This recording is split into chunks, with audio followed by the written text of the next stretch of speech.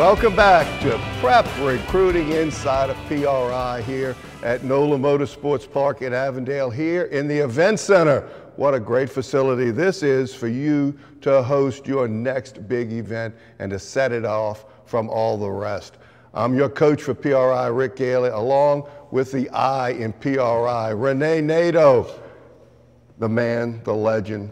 Unbelievable. Whatever. That's exactly right. That has the penmanship of a doctor, just doesn't quite have the training.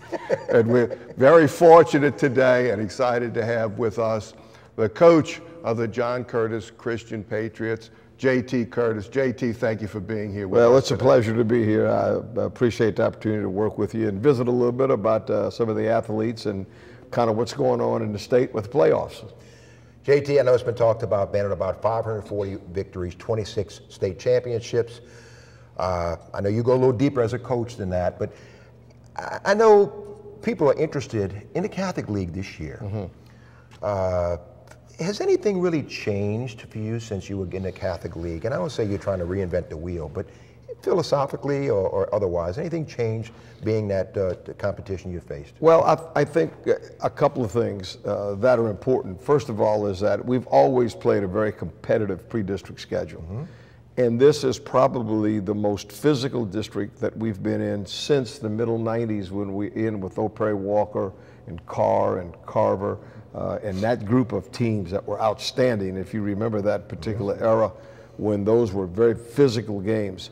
And I would tell you that we've changed a little bit in our practice routine, that we've backed off a little bit from some of the hitting that we did to give yourself a chance to recover a little bit better. But in terms of the practice itself and terms of the schedule, we really haven't altered very much. And I think it's been good for all parties involved. And that was something I talked about before the season, that number one, your starters were going to be happy because they were going to get to play more. But both the Catholic League or the Christian League, the Catholic Christian League, as we sometimes like to refer to it, was going to benefit more than they realized at the time. And you were going to hold up your end of the bargain. And I think that all those things have come to happen. I think you're exactly right. First of all, it has been a pleasure to be in the league. I mean, they run the thing first class. Really and truly, I think everyone that I've been affiliated with, their interests are truly the kids' interests first. They're excellent coaches. They're highly competitive. You know, going into the game, you're going to be in a situation where you better be prepared or they're going to take advantage of you. And so it's been a very enjoyable experience from the top to the bottom.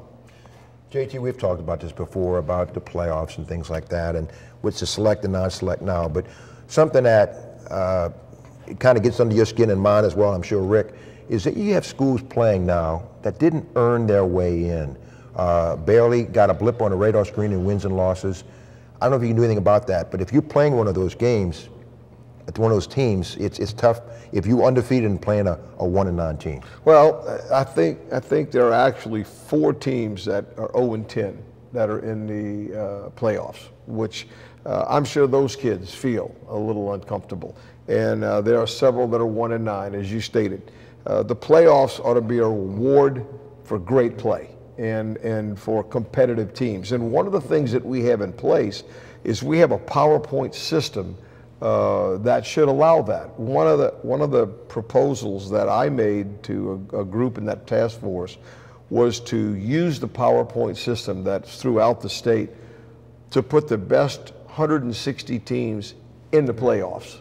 You would take the first 32 and put them in the first bracket, the second 32 in the second bracket, the third 32 in the third, and so forth all the way down, and you would put the best teams of the state by their power ranking, not necessarily by their school size, because all of that would be determined by the schedule that you play. Actually, Bill Curl worked on it, and we kind of refined it a little bit. So I think there are ways that we could do this to make this more palatable to everybody. Certainly in our case, and we visited about this last night with some of the coaches in our district, it's not fair that our kids have 10 teams in their bracket. It's not fair to them that they don't have the opportunity to experience the playoffs where 6 of us are going to play 3 games for the championship and replay everybody you've already played. We've always had to replay people, but it was either in the semifinals or the finals, and you had the opportunity of momentum. And then the second thing, and people forget about this, but there's a financial disadvantage. You basically lose 2 ball games of the money and the revenue that you could make from those playoff games. So there's a lot of inequity in what we're doing now. I'm certainly hopeful that Mr. Bonine is going to continue to work to try to solve the problems, because if our interest is for the kids, this is not what's in the best interest of the student athletes. And going forward, there's going to be plenty of proposals. If push comes to shove, the select schools are really going to have to be more proactive, I think, in balancing out there. Let's say it stays like it is. You don't need 9. But the select schools are going to have to be proactive to try to balance out their divisions. I think you're right, Rick. I think if something doesn't get resolved in this executive session that we have coming up with the principals, I think we're going to have to get together and make some kind of statement or some kind of push to have more equity. Again, it's not fair to those kids to have to play 3 games in a playoff when other teams are playing 5 games in the playoffs. You lose you remember the excitement of the travel, of the fans getting geared up to go on the road and play a game, and you lose that, and that's unfortunate. And I think you're right. I think we will have to become more proactive to make a statement that's maybe a little bit stronger than we have in the past. JT, we've talked about this before. I know you pretty well. Your handshake's good. And sometimes a lot of kids will commit, decommit, commit, decommit, whatever it may be. You're one of these guys that once you give your word, it's solid. You're a person that's told us in the past that maybe they ought to look into maybe having an early signing period, or when you commit, it's over. You're done. Well, first of all, I was raised that your word was your bond. And unless the other person violated the agreement, then your word was your bond. Good, bad, indifferent. It doesn't always work out just like you want it to, but it's your bond. And one of the things that I think we're doing is we're miseducating our young people by telling them we can use adults, we can use this situation, and that's what a lot of this comes from. Well, let me commit here and then I'll see what comes down the road. Well, we're dealing with men's livelihoods here. We're dealing with adult men and their families, and that shouldn't be the way it is. So one of my solutions would be that if a school offers and you commit, then let's sign the paper and we're all finished. They know what they have, you know what you have, and we can move on. Now, in fairness to the kids, some of the schools are offering a lot more scholarships than they have in the past, and then they'll find a way to weasel out of it. Well, and I'll be honest with you, they're not coming back to my school. They're not welcome in the front door, because we need to teach young people that we're in the education business, that your word is your bond.